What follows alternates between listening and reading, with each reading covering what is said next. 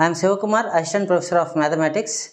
Today we are going to discuss limit and continuity of functions of two variables. Already we have discussed limit, continuity, differentiation and integration in previous lectures. All four calculus topics for functions of single variable we have discussed. Now we see how to find limit of a function of two variables.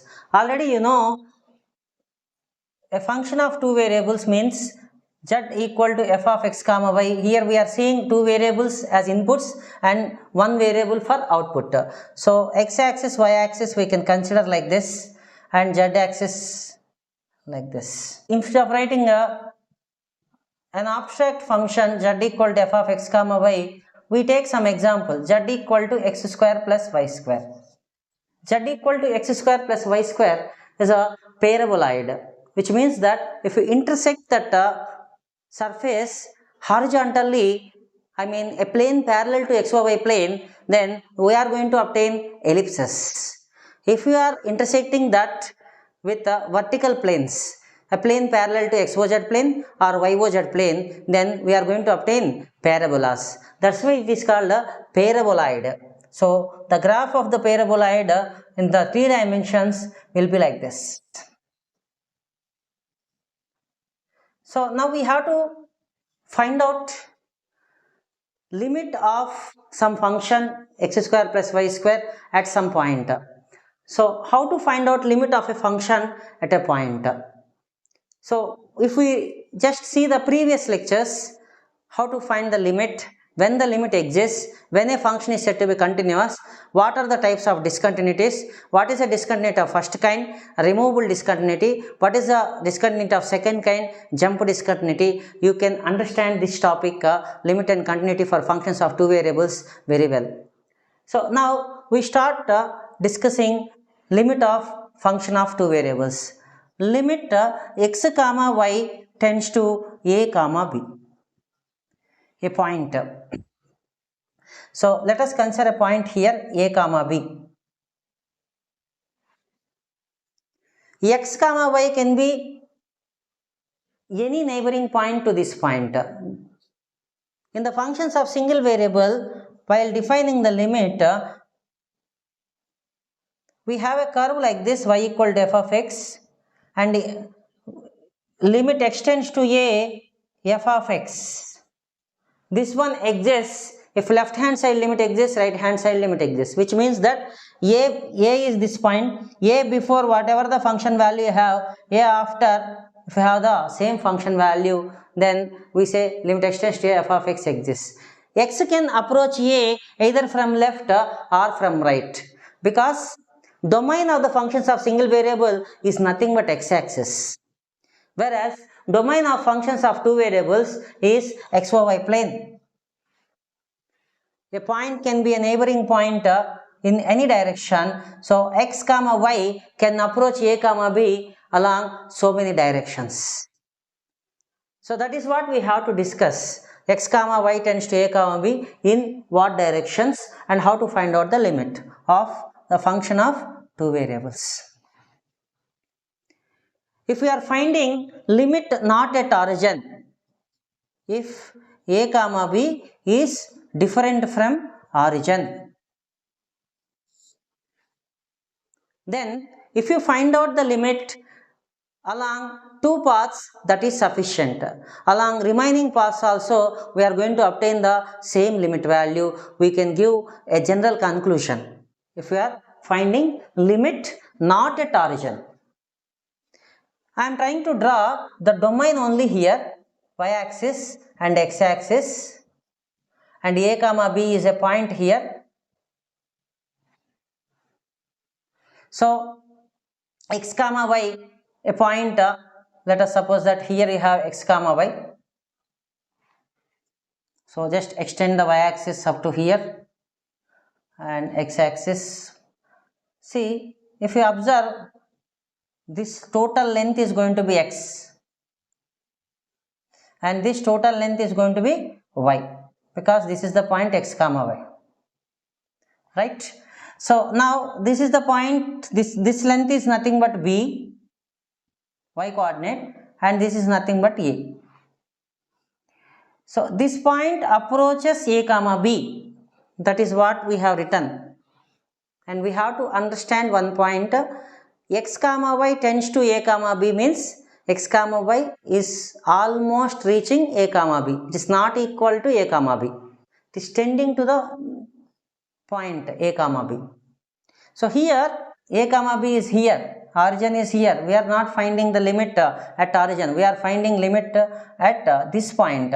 Now we can consider a path like this. X comma y can approach a comma b in this direction. So this point is reaching this point. Here this is a comma b and this length we know. So total length is see here. This length is b and x is same. So this point we can write x comma b. X and this length is b. So it is x comma b. And if you consider another path like this, and if you refer this point, that point is nothing but x-axis is a units and this is a y units. And if you observe these 2 points, here x is same and y is changing or y is tending to b. And if you observe these 2 points, b is same, x is approaching a.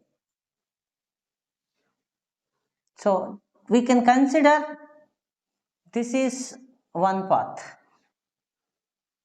And similarly, if you see this path, y is same, x is approaching a. And if you see this path, a is same. Here this is a comma b point, right? A is same, y is tending to b. If we travel vertically, there is a change in y. If we travel horizontally, there is a change in x. So if we suppose that this is path 1 and this is path 2. Path 1 means this point is coming to here and approaching a comma b. And path 2 means this point is coming to here and approaching a comma b. Along path 1, path 2, if you find the limit, then along y equal to mx plus c, a straight line if you consider, or if you consider a parabola, or if you consider a cubic curve, along all other curves, we are going to obtain the same limit. I will write path 1 clearly. X tends to a, then y tends to b. Path 2, that is y tends to b first, then x tends to a. So this case we can consider like a case 1. Case 2, if we are finding limit at origin, so we write like this, limit x comma y tends to 0 comma 0 f of x comma y. In this case, well, we are finding limit at origin. I can draw the graph like this, x-axis, y-axis and z-axis is towards like this, and there is a function here f of x comma y. Here we are not drawing the function, we are just drawing only x or y plane. Function will be here. So this paraboloid may be here if f of x comma y is x square plus y square. If f of x comma y is xy, then there is a saddle point. If you see in one direction it is maximum, in other direction it is minimum. And to draw those curves, we can use a GeoGebra 3D graphing calculator. If you just see any graphing calculator in the Play Store, you can able to draw these graphs, functions of 2 variables. Now, here 0, 0 is this point origin and a point is x comma y here. Along path 1 means same, x tends to 0 and after that y tends to 0. So here if you draw this line, this is x is approaching 0. Here on y axis we have x is 0, right? So this is y tends to 0, path 1. Along path 2 we have to find out the limit. Path 2 means first y tends to 0, y is tending to 0, next x tends to 0. If we know the function, first we have to substitute y tends to 0 if we are evaluating limit along path 2. Along path 1 first we have to substitute x tends to 0, we have to find out limit along x tends to 0. Then we have to go for second one, y tends to 0. Along path 1, path 2 we have to find out the limits. Apart from that, since we are evaluating limit at origin, most complicated cases will be occurred at origin, means indeterminate forms we are going to obtain 0 by 0 form, 0 power 0 form, like that indeterminate forms generally we are going to obtain at origin. So we have to find out the limit along y equal to mx, straight line passing through origin, y equal to mx, y equals to mx square, y equal to mx cube, and so on, y equal to mx power n. Y equal to mx means straight line, y equal to mx square is a parabola, y equal to mx cube is a cubic polynomial, and so on.